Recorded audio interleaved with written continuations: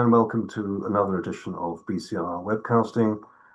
I'm very happy to be joined today by Martin McTague, who is Martin McTague OBE, I should say, who's National Chair of the Federation of Small Businesses. Martin, welcome. Martin, you're going to be joining us next week for our UK Invoice Finance and ABL Summit.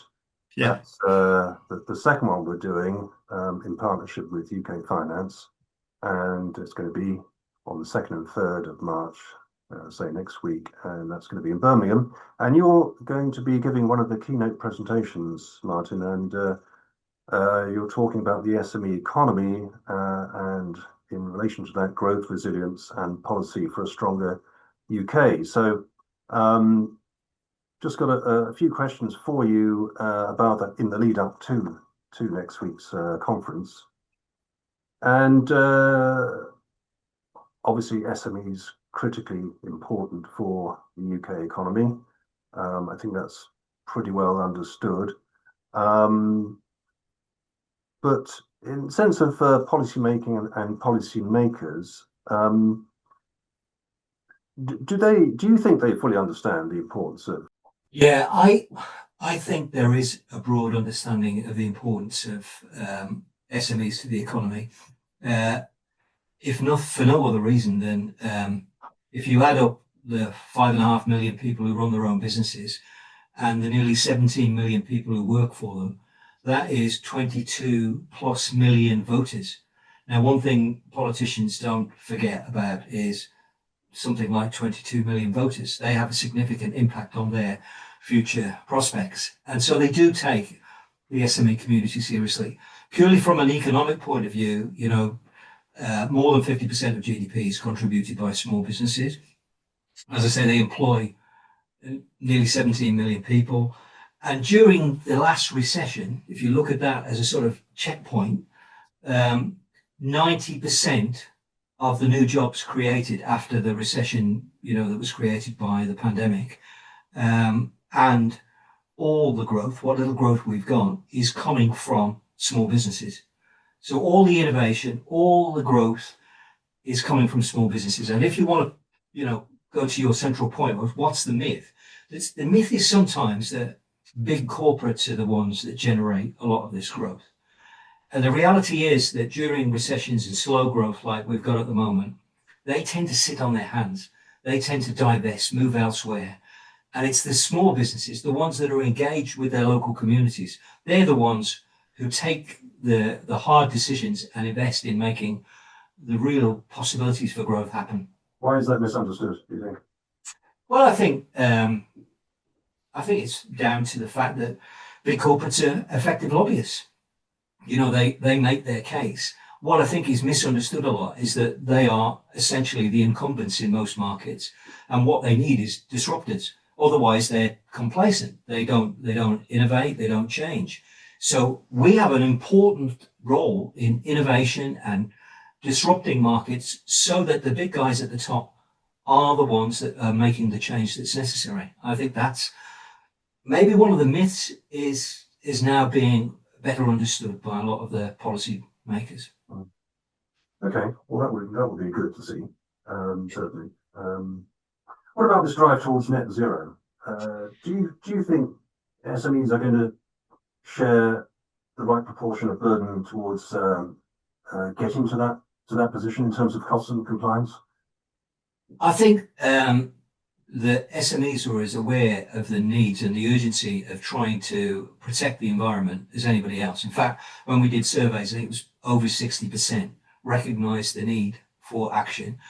The problem is that a lot of them are not in a position to act the way larger businesses can. For example, more than 50% of them are tenants. They're not the landlords. So they can't make the changes to buildings that they occupy.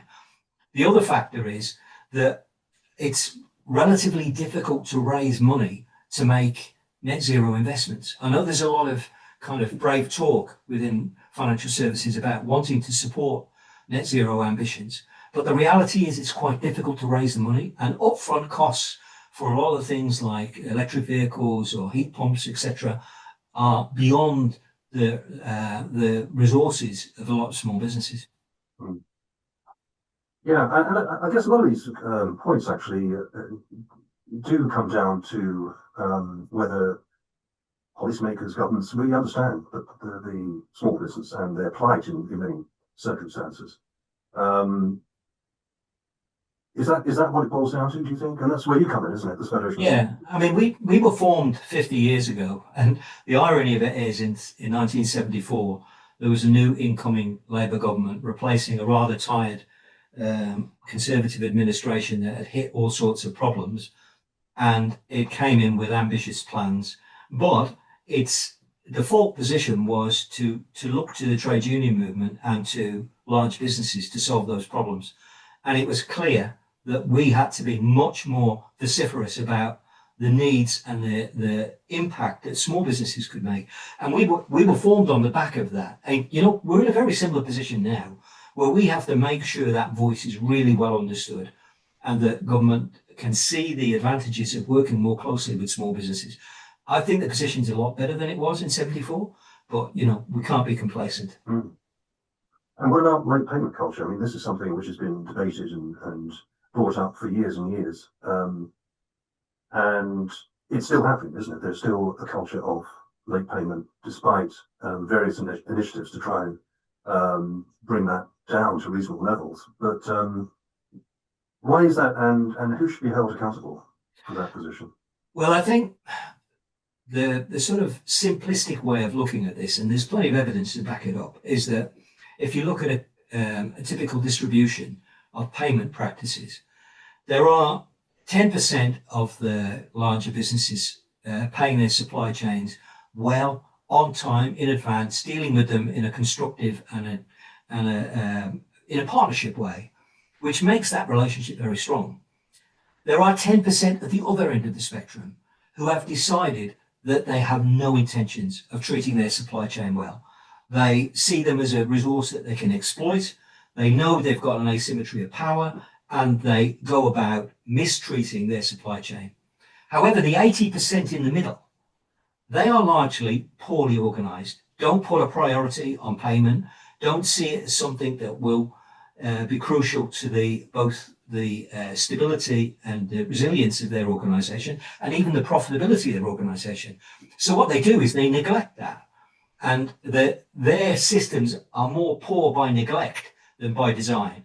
And I think that's the area where government really needs to step in. They need to show and really shine a light on some of this neglect and show how people are performing badly. I think from an investor's point of view, they will realize that, you know, good supply chain practice is really important to the future resilience and the profitability of lots of businesses. And they need to put that higher up the priority list. Is there a reluctance to some extent with small businesses on perhaps pushing too hard for payment on time? Are they a bit scared of damaging the relationship? Yeah, I mean, the reality is that this isn't a relationship of equals, right? There are plenty of examples where if you press hard for payment on time, you can get a very negative reaction from some of your customers. And if you're very dependent on one or two large customers and they go cold on you, it's quite difficult to switch away from them quickly. So, you know, the reality is that payment practices are damaging. They're sucking a lot of resource out of businesses that would otherwise put them to more productive, means. And it's something the government's recognizing and is going to do something about, but this is a slow process. If you were setting the UK's SME policy agenda, what three, let's say, reforms would you implement first to make Britain a very attractive place for SMEs to grow and develop? Well, I mean, just sticking to the point about late payment, which is key, I think. If you made sure that the transparency was clear, and therefore those people that were deliberately paying badly or by neglect were paying badly, that they had to be accountable for that the evidence was publicly available. And we are pressing the government that evidence should be available publicly. The second thing I think they can do is they've got a small business commissioner, but she can't act without the evidence, and she should be able to investigate poor players without having to disclose those people that are complaining about poor payment practices. So if she gets lots of evidence that somebody is performing badly, then I think she should be able to step in. And the third thing I'd say is that, look, government could sharpen its act up. They could make sure that their supply chain are paying the suppliers quickly and that they're paying SMEs quickly. So, that they can then set an example for others. So I think that there's a lot government can do, and it would make a significant difference. Because everyone's putting their own house in order. Yeah, absolutely. Absolutely. And then providing the evidence without sort of, let's say, embarrassing the SMEs on their payment practice. No, there's plenty. But I mean, if there was the number one thing I think would make a massive difference to the prospects of small businesses in the UK, would be better access to finance. I mean, at the moment, this position is very poor. You've got, because of the risks of taking external finance, something like 77% of all SMEs say they would rather grow more slowly than take on external finance. One of the biggest factors in that is the use of personal guarantees, and they've become kind of routine in the way in which they're used. That dependence in financial services on personal guarantees is therefore increasing the risks. It's also meaning that you've essentially got a choice as an SME. You either go with one of the tier 1 suppliers and you get relatively cheap money, but very slowly, right? So you've got a clunky process you've got to go through to get it. And the only other alternative you've got is very fast money, but very expensive money. So, you can go from sort of 6% to 60% of the same loan. And overdrafts have virtually disappeared. So, you're in a situation where somebody doesn't pay you on time, you're almost obliged to take out one of these ridiculously expensive loans to try and keep the show on the road. Or look at some of the other alternatives, invoice finance. Well, yeah, invoice finances and the rest. And I know that the conference, it's an important part of the conference, but we have to see them in the context that I've just described. They shouldn't become a way in which large businesses are essentially allowed to carry on poor payment practices because they know that invoice financing or factoring can sort of fill the gap. Well, of course, this is what our discussions are going to be largely about next week. Invoice finance, particularly for SMEs. So it's a good point to end on. And Martin, thank you very much for your time today. And we certainly look forward to hearing more from you next week. And just to remind everybody, it's next week, 2nd and 3rd of March. That's Monday and Tuesday. And that will be in Birmingham. The full details are on our website at www.bcrpub.com. Once again, thank you very much, Martin, and look forward to seeing you next week. Thank you, Michael.